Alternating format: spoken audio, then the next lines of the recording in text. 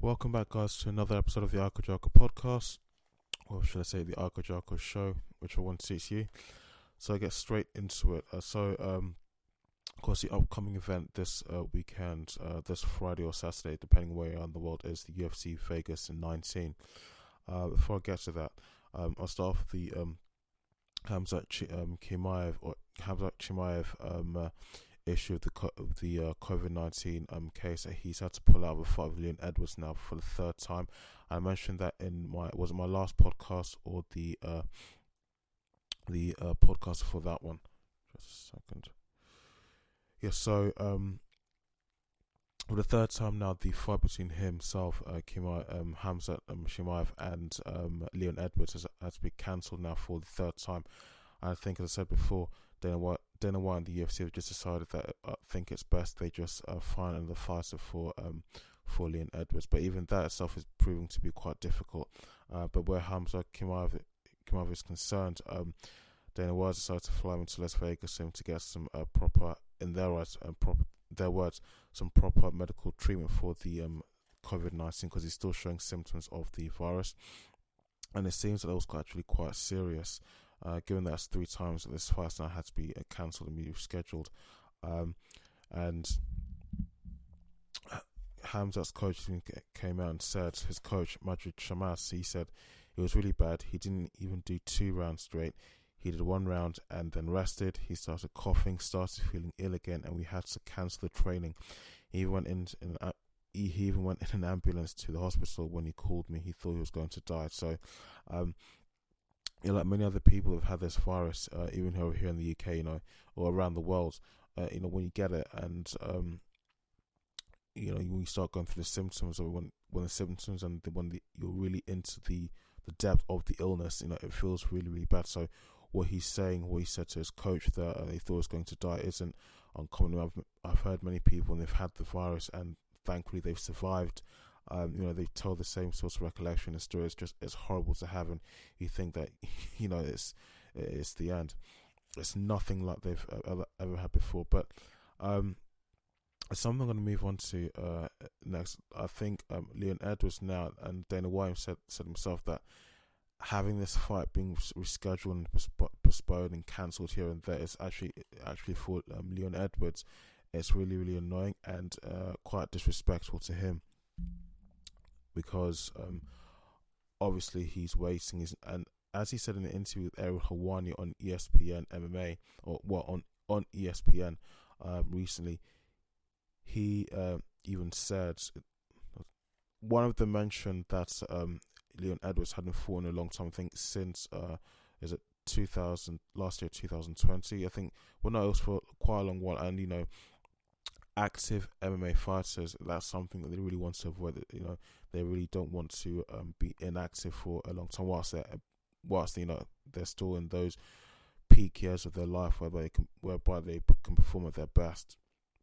Because this is a sort of job that if you don't work, you don't eat. You're not guaranteed a salary, you're not guaranteed hours or anything like that. So I'm not going to say anything else, but it's a sport whereby you really have to be putting in the work, and you have to be constantly looking for, and be smart about it, but looking for your next fight.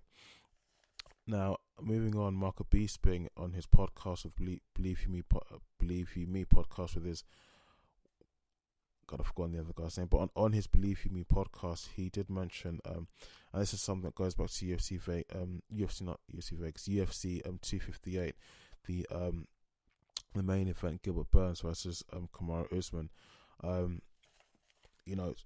Some people have been saying, I have to say that the sorts of bashing, if you can call it bashing, that Gilbert Burns has received, I don't think you can call it bashing at all, because many people still respect him, that even in that Octagon, even though he didn't win, he still did put on a good performance and a good fight, and many people respect him for that. Him, and there's no bad blood between him and himself and Kamaru Usman.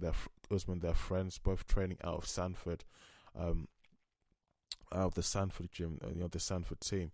So they know each other very well. They've sparred with each other. They've trained with each other. They like each other. They're best friends. They're really good friends, and they get on well.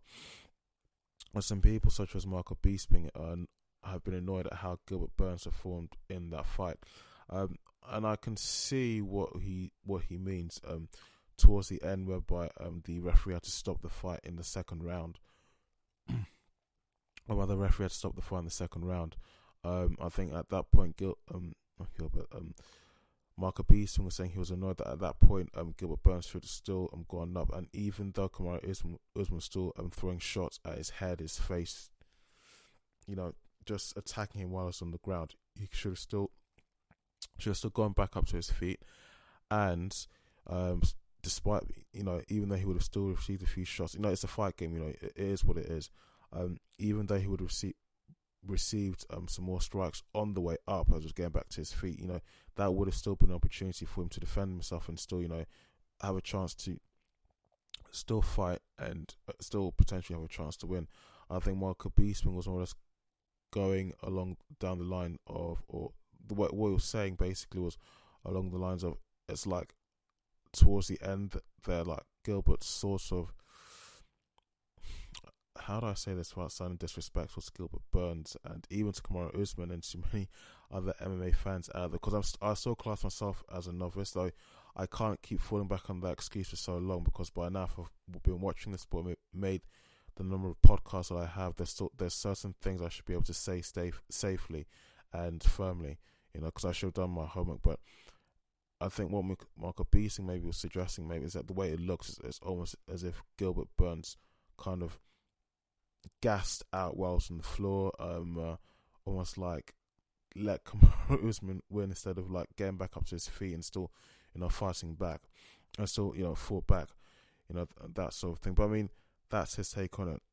And I will say that in comparison to how UFC 257 went down with Dustin Poirier and Conor McGregor, a lot of people have still, the sort of negative feedback that Gilbert Burns has been receiving. I don't think you can't really compare. I think because Gilbert Burns, I've not really looked so much into his. I don't think, in comparison to Conor McGregor, I don't think I can say just solely myself. My own opinion is that I wouldn't really consider him to be a trash talker, to speak bad, like when they're trying to do press conferences, the pre-press conference for a fight. He's not like Conor McGregor that will disrespect his opponent, whether it's banter or whether he generally means to insult his opponent he's going to be fighting in the octagon in just the next few days or so. And I think maybe that's the reason why he's been treated in a much more lenient way for his loss. Although I do know that he's nowhere near as popular or has nowhere near as many wins as Conor McGregor, and he doesn't bring in the same sorts of pay-per-view money. I get that's fine.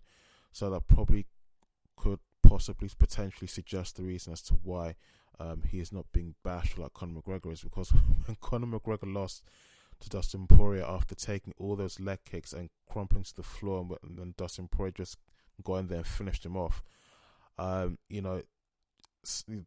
took a snapshot of just what Conor McGregor looks like while it's just on the floor on the octagon there. Looks like he was knocked, so it looks like he was sleeping. I mean, Khabib immediately after that fight, and I think I said it before in one of my previous podcasts, that Khabib said that look at this, he's talking about Conor McGregor, look, he made everybody wake up and just to come out and see him fight. And then he himself has gone to sleep, and we're all awake watching his loss. And yeah, many people started making memes of the whole thing of how he was knocked out, of how he looks like someone who went out for an all-night bender, drinking all night, all day, whatever, and came back to the house and just fell asleep on the couch with some other fellow MMA fighter athlete who's also looks like he's been knocked out cold and has been put to sleep. Yeah, that's just my take on the whole thing.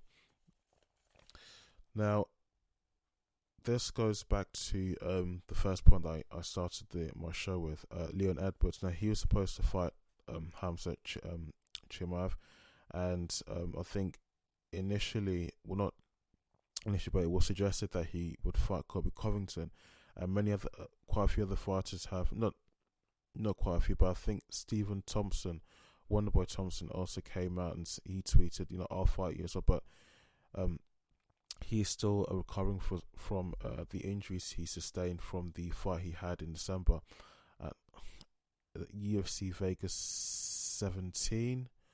It was just before around the 19th of December or so, before the Christmas holidays. And he's still recovering from that. So basically, I'm nervous while I'm doing this. Basically, Colby Covington came out saying that he's not interested in fighting Edwards, and he made the following statement. Leon Scott. Why is he calling Leon Edwards Leon Scott? Unless if that's Leon Edwards' middle name. But this is what he said. Leon Scott hasn't earned anything. I'm in the Colby Covington Incorporated championship business. I'm not in the Leon Scott. Wow. Colby Covington. It was said before. This is just coming away from the statement, but someone said, is it Joe Rogan said in one of his podcasts, or someone else has said this, that if Colby Covington had his own podcast, it would be huge because of how he talks, his smooth, calm voice, trash talking, of how he won't be aggressive, and how the tone of his voice won't be aggressive, but he'll be just like subtly and softly insulting the other person. Whether it's using F-bombs, he won't be shouting, but he'll be offending you in the way he's talking, but in a nice, calm manner. You can see the sort of language he's in his statement here. So I'm not in the Leon Scott charity business. This isn't charity. This isn't charity hour, man. I'm fighting at the top of the mountain. The people want to see one fight. They want to see the rematch. Marcy fake news man. Colby Chaos Covington Part 2.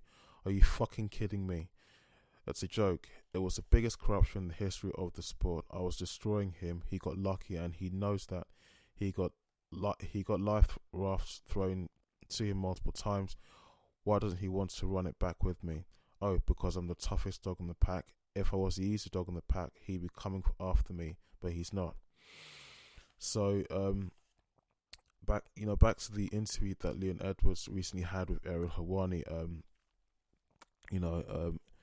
I think Ariel Helwani I don't know if Leon Edwards actually knew about it before doing that interview, but Ariel Helwani made it informed Leon Edwards. It looks like he was telling him for the first time that Colby Covington, in another interview with the Submission Radio podcast, the Australian podcast, Colby Covington said to them that he wasn't interested in fighting Leon Edwards, and Leon Edwards obviously wasn't happy about it. He was frustrated. So the other people that potentially he could have fought, Jorge Masvidal versus Kamaru Usman. I think that fight has been confirmed. I've not seen anything myself to be sure if it's been confirmed or not, but I think it has. Usman was talking about it after his win against Burns at UFC 258. He was talking about it. I think I saw something on YouTube that it is going to happen, but I don't know, so I don't want to say anything here that'll make me sound a bit foolish. But he can't fight those two, either one of those two. And Stephen Thompson, he could fight Stephen Thompson. Stephen Thompson even offered himself to the fight because he's in one of the top 5 or top 3 rankings of that weight division, and he offered himself to stand in for Chimaev, who's still suffering from COVID-19, but unfortunately he still hasn't recovered fully from the injuries he got from his last fight, UFC Vegas 17. I think it's 17. So Leon Edwards really is bummed, and he really doesn't know what exactly is gonna happen or what he does, and what he's gonna do about it, because he really, obviously, as I said before, no active fighter wants to stay dormant for such a long time, because in this game, the older you get, the harder it is for you to perform, and all the time lost, whether you're being suspended, whether you've been injured and you're recovering from an accident or from an injury you got in a recent fight or in sparring, that's time that you're never going to get back, time and money that you will never get back. So Gilbert Burns, now he I think for the first time he released a statement after his loss to Kamaru Usman at UFC 258. Now he said, "Fall 7 times, get back up 8. I am already in a good mind and spirit." Mind you, his English isn't his first language, so this is quote unquote, word for word what he said in his Twitter statement, whether it's Twitter or Instagram. "I'm already in good mind and spirit, thankful for the lessons and for the awesome people that I have with me in my journey on my journey. I'm already up, taking the dust off and regrouping myself. 2 to 3 weeks to recovery and enjoy my beautiful family, and I'll be back. Learned so much and I'm still learning." So it's good to see that his loss against Kamaru Usman, because that was co-main event. It was an event that many people were watching, and I thought, in the podcast I made before the last podcast, but which was about that fight, mainly about that fight, I thought that he would win because his striking is dangerous, and it looks. I wouldn't want to be on the other end or be on the receiving end of the striking if I was in the other opponent's shoes. His striking is really deadly and really, really, really dangerous. And as someone said to me on my last podcast, one of my last videos, I'm gonna give them a shout out. Now, boxing vlog. It's a YouTube channel, a YouTuber from the US. They said accurate. Yeah, so his punches are not precise but accurate. That you can see that when he throws a punch, when he throws a strike, it hits a particular part of the opponent's body, just as in a controlled manner. It looks like he's throwing with all his force and a lot of control as well. So that for me that looks very dangerous, and many other people are of the same opinion as well. Henry Cejudo, another fighter, he came out and made his own opinion on the Gilbert Burns performance against Kamaru Usman. He did say that Burns did use a lot of energy in throwing strikes and kicks and at Usman, and he said that when you're fighting someone like Usman, that isn't really the best way to go about it, because you're going to use up so much energy and eventually you're going to gas out, because you're not going to be fighting for, in this particular event, they fought for, the main event is always 5 rounds. I should know that. I should know that, you have to save your energy for the other rounds. They're going to be fighting for in as well. So that does make sense. Know your opponent and also know how to use your energy to the point that you don't get tired too quickly, you don't gas out so easily. So as he said before, that's not advisable, especially when fighting someone like Usman. And there's no point in wasting all that energy when your opponent will be checking any kicks and punches and any other attacks you throw at them. Now this might be old news, but it's something that I can tell that in the community of mixed martial arts, many people are against it and many people are annoyed about it. That's something that you can't physically stop the person from doing. Excuse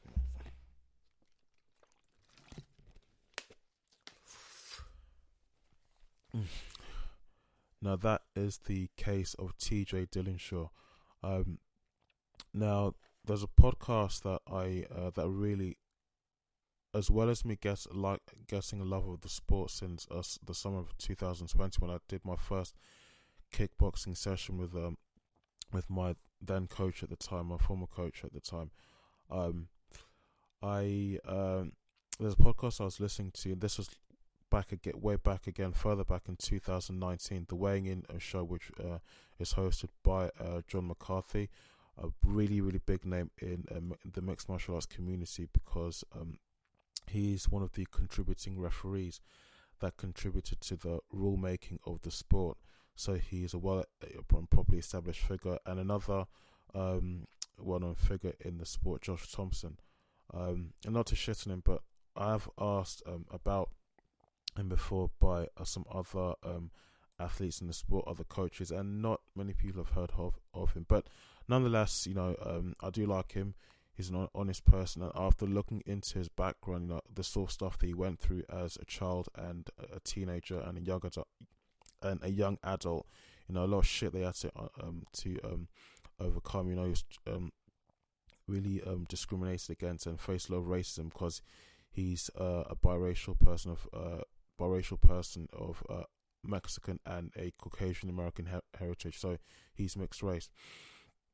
But I do like him because he's very honest about things, and you know, he's the sort of person that just doesn't tolerate bullshit. The same goes for John McCarthy, but it was their podcast that really got me to like MMA at the time, and then I liked it even more when I started doing the kickboxing classes last year. So, but it was brought to my attention through their podcast about Tj Dillashaw and the USADA suspension that he got because it was found out that he had failed a drugs test, and that was for a banned substance. And recently, Tj Dillashaw has released a video of him training now for does he have an upcoming fight for in the UFC? I don't know, but nonetheless, he released a video showing himself training for just returning back to the UFC as the narrator of the video. Excuse me. As the narrator of the YouTube video was saying that basically it's just for the return to the UFC. But again, it's one of those situations where the person has almost cheated their way to success, and it's like they've committed a major offense in this sport, and it's almost like they've been given a second chance. You know, it's even just like the John Jones controversy. I think there's been many cases, more than once, of course, but there's been many issues surrounding the John Jones case whereby he's been although I don't think it's ever been proved. Can I say it's not ever been proved? But let me just say that, you know, there's no smoke without fire. And in his own case, there was always an issue. You know, he asked DC Cormier. You know, there's always an issue happening. You know, failed drugs test, trying to avoid a drugs test, like he did sometime in 2010 or 11 before USADA came into existence. It was the Athletic State Commission or somebody like that was conducting drugs tests. And in one instance, and this is something a point I've made before quite a few times now, that there was one particular instance that he actually and his team helped him do this. They actually helped him hide beneath the octagon of a particular gym they was training in at the time, just so they could escape a drugs test. And it was actually found out that he was being hidden under there, and all the people involved were all punished. So nobody got off scot-free. But when you have issues like that, and you find that the person really hasn't really faced probably the highest or the most severe punishment of them all, which is basically to be banned from the sport entirely, at least to be cut by the organization you're fighting for, that you're working for. You know, that really upsets a lot of people, because it's like you're doing the wrong thing, but somehow you're doing the wrong thing, and indirectly somehow you're being rewarded for it because you're not suffering for it for this at all. And then when someone like John Jones makes the argument that he wants to be the champion, or wants to be ranked as the champion of the pound for pound best fighter, or be ranked as number one in your weight division, or whatever weight division you want to fight in, you know, it upsets people, especially when you have that. It only has to happen just once for it to just tarnish your whole record, whether it's whether your fighting record has been a bad record or an average record. But when it's happened once, people will begin to suspect you until the day you quit the sport, until the day you retire from the sport. It's just how it goes, because if you've dabbled in it once, then if you've involved yourself in it once, then, you know, it gives people the impression that, okay, so you're this sort of person, you're this kind of person. You do not want to go away and actually do the actual hard work that you're supposed to do to actually achieve any success you do achieve in the octagon, any wins you do achieve off your own back, off your own hard work, and off your own talent. So, you know, when you're using a banned substance, it's never really you that's doing it's never really your own hard work or talent that you're using to compete. And again, for something like mixed martial arts or MMA, if you're going to be using something that gives you an advantage, a physical advantage over your opponent, for them that's very dangerous, because when you're throwing a punch, you'll be throwing a punch much harder than usual. Same goes for a kick, same even goes for a takedown or for a clinch. Steroids does that to the body. It gives you that advantage, that to the extent that you won't even know what you're doing, but your opponent will be able to tell that something probably isn't quite right here. And in this sport, if something like that happens, you could potentially kill or seriously hurt your opponent. So I'm sure Tj Dillashaw is still going to receive a lot of backlash from the MMA community, and many people are still very unhappy about it. Even though the suspension has expired, many people are still of the opinion that if you're caught doing something like this, it should be a lifetime ban. And I have to say that I can't argue with that. I agree with that, because it's more or less cheating, and well, yeah, it's cheating, and it's just something that many people, including myself, I can't stand, because I'm not gonna bang on about that so much anymore. You can use your own common sense to work out how I feel. Okay, so the main event coming up this weekend, UFC Vegas 19. The main event, Curtis Blaydes versus Derek Lewis, both in the heavyweight division. I always get so tongue twisted and tongue tied. So I had a look at the some fights with these guys, and the two that stood out to me was the UFC Vegas 3 fight event last year in June of 2020, where Curtis Blaydes fought Alexander Volkov. Now, in that particular fight, I can see that Blaydes does have okay, you may not agree with me, but because I'm still very much a novice, I still firmly believe that I still have so much to learn about this sport. But in that fight, his takedowns were really good. I can see that's what he was going for a lot of the time. Of course, Volkov wasn't making it easy for his opponent, of course, but I could see that Blaydes was easily doing plenty of takedowns and body slams like it was no one's. Like, I was like, what the fuck? Like, he's doing it like it's no one's business. And his ground game was good. He managed to keep his opponent pinned to the ground for a long while. And looking at Derek Lewis, looking at how he fought Alexei Olenek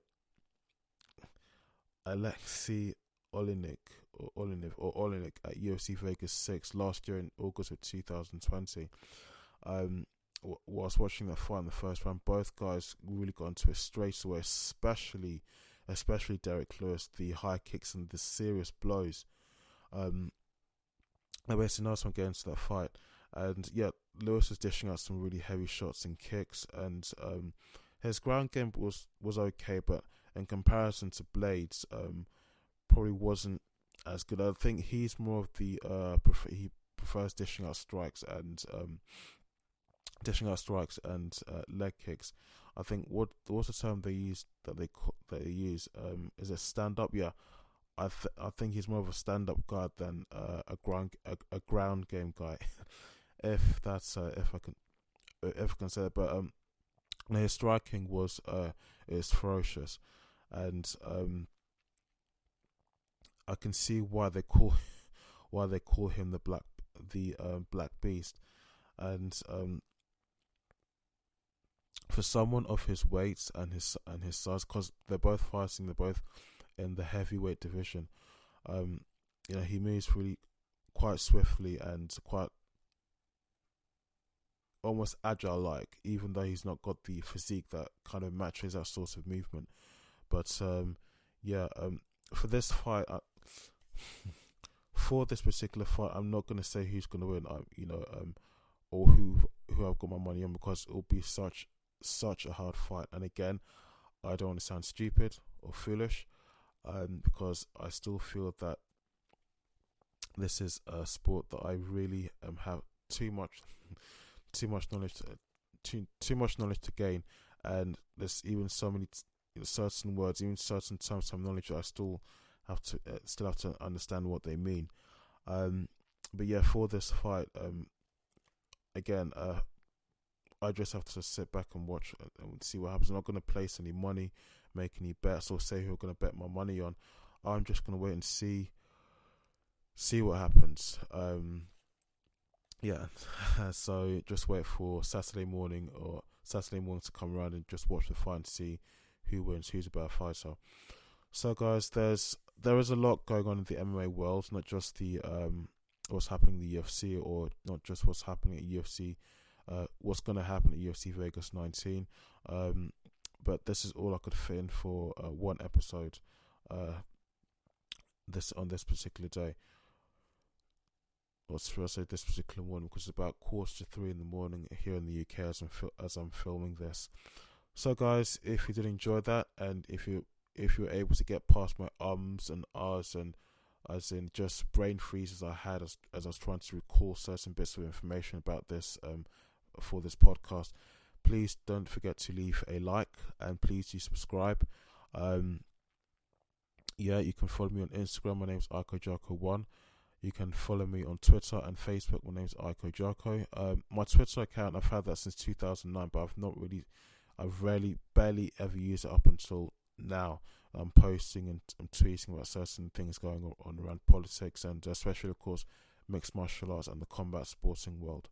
And so you can also get my podcast on Google Play, Spotify, SoundCloud, Player FM, the Apple podcast, Apple iTunes podcast. That's still in the works. It's something which, for the upteenth time, I'm saying I'm still going to get it done. I am going to get it done. I'm sure it's something so easy to do that I'll kick myself when I finally worked out what it is.